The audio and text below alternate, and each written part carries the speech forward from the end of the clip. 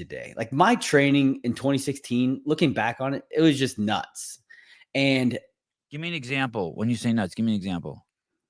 Dude, you want to hear a fucking day of 2016? Yeah. Tell me. Bro. Yeah. I would wake up, I'd have my breakfast and coffee, and then I would go out and I would do How about that JB creatine? Oh yeah, creatine, but that's after the workouts and at night. Okay. JB, baby, let's go. Yeah. So I would wake up, have my breakfast and coffee. I would go out. I would do a warm up workout. I called it, which definitely was way more than a fucking warm up workout, but that's what we called it. Was a warm up workout. It'd be a Metcon of some sort, right? Some sort of light mover. Probably Helen.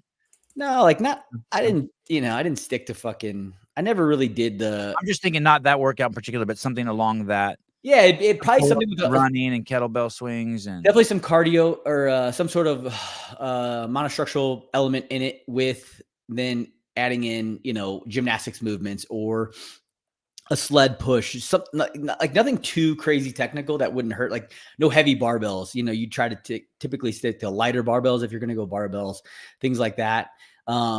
And we would if you stop moving, you're a pussy. You would set it up so it'd be like, hey, I need to be moving. Yeah. There's no reason to. Yeah, exactly. The only reason you're stopping is because you're weak and pathetic in your mind. And so then we would do that. I do have training notebook for my training days, Ian. But anyways, look at Josh. Well, that's an impressive multitasking. Well, now we have hold on a second. Yeah. Currently at minute 23 in the show. I have every fucking workout since 2012 written down. Josh is sharing what a typical day was in 2016 when he weighed 175 pounds, and we're talking about what it took for a little small man like him to get so big. And then Arsvold asked Josh, "Do you have the notebooks of all the training those years?" And Josh said, and I said, "Yes, I do." And so I would get my breakfast and I'd go out and do a Metcon, probably one or two, actually, typically, depending on who was there. And then we'd go into probably like an hour and a half of Olympic weightlifting, which was just, whatever that was at the day, snatch, clean and jerk, accessory work for those movements. And by that time, it'd be about lunch, probably about 12 o'clock, 1 o'clock-ish. Go eat lunch, take a little snoozer, little like 10, 15-minute snoozer, have another coffee. Then I'm going back out. I'm doing another pretty hard CrossFit session, conditioning. At that point, we could start to move weight, a little bit more weight. That was probably another hour and a half.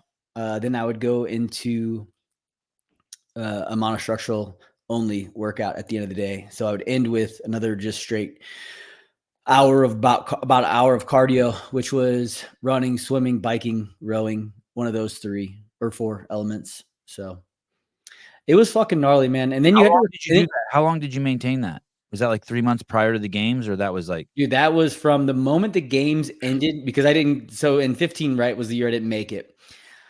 Up and basically from regionals to games, I drank myself stupid, and made sure that I got all my feeling sorry for myself. All the demons back down to where. Yeah.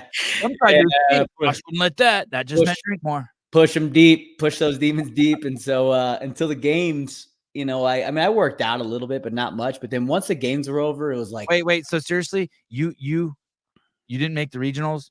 I know the story. And you didn't make the regionals, and you literally went straight to the bar. I literally was. Which bar did you go to? Do you remember? It was in San Diego. Yeah, it was a bar up the street from my house in San Diego. It was called Next Door. And I sat in this back corner and I was lit, and like, God, I bet I wasn't off that floor for 30 minutes and I was already like 3 beers deep. And just dehydrated and emaciated. Yeah. And like stressed out as fuck. And like nobody else was in there. And I was just sitting by myself. Like it's like 3:30 on a Sunday. Dude, I wish I would have popped in there with my camera. Hey, John. That would have been bad. I don't know if I'd still be around if that happened. I'd be in jail. Yeah. I wouldn't be around either. Yeah, that was a rough one. And so literally you drank to the games. Pretty much every night I was having some drinks. Did you do any day drinking? Oh, probably. Yeah. And what was your drink? What was your drink? I was drinking beer back then. And were you were you still in the Navy? What? So that was early 2015, right? So yeah, I was. I didn't get out until October of Okay. that year. Wow. Wow. And so yeah, and then once the games ended, it was like game on. All right, now it's time to go for next year. And I mean, it Now, was did you know that, Josh? Did you know, okay, I'm gonna drink myself silly, try not to get thrown in jail or kicked out of the military, and then the second the games are over, I'm gonna fucking drop everything and get back on the horse? yeah, exactly. You did know? Yeah. The plan. Okay. Yeah, Well, that was the plan. It was like give yourself some time to grieve, um, like deal with it all because the fucking moment the games are over, it's back on, right? And it's like no more fucking feeling sorry for yourself. Yes, you can have that taste in your mouth, how it felt, but like it's no more fucking feeling sorry for yourself because 2015's over and now we're on to 2016, right? And that was gonna be the year, like it was like there was nothing gonna fucking stop me. And yeah, I I mean, remember. I remember. You I was like, "Hey, are you coming to the games?" You're like, "Fuck that. Fuck no." And then you ended up on the last day Saturday night. It was Saturday night. I came for with your one son, event. right? Yeah, I came for one Right up event. in the best, like, right on the front row, front seat, like, in a place no one was allowed, and there you are. I'm like, "Well, this motherfucker." Yeah, I That remember. was great seeing you there. That was great seeing you. Are you glad you It, went to that? I was very glad. Okay. It was like closure on the year, You told me you were and glad, but I wasn't, because I interviewed you in behind the scenes, but I wasn't yeah, sure if you were just saying that for the camera. You were glad. no, it was. It was. I did not want to go. There was no part of me that wanted to go. And then, like right around the games, someone was like, "Hey, let's go up and like watch one night of events." And this is obviously LA's only an hour and a half from my house in San Diego. And I was like, fuck it. Okay. Yeah, let's go. And I went up for literally one evening Hey, and hook a brother up. It's Josh. Oh, no problem, Josh. No problem. yeah, exactly. Yeah, exactly. Pretty much what happened. Yeah. And so Dave, got us down on the floor and, it was good. It was closure. It was like, okay, yep, this season's over. I didn't deserve to be here. I didn't work hard enough to be here. Stop feeling fucking sorry for yourself. It wasn't anybody else's fault but yours. And now it's time to fucking go. And it was good. When you see the fans, is it healing when you're there, or is it embarrassing?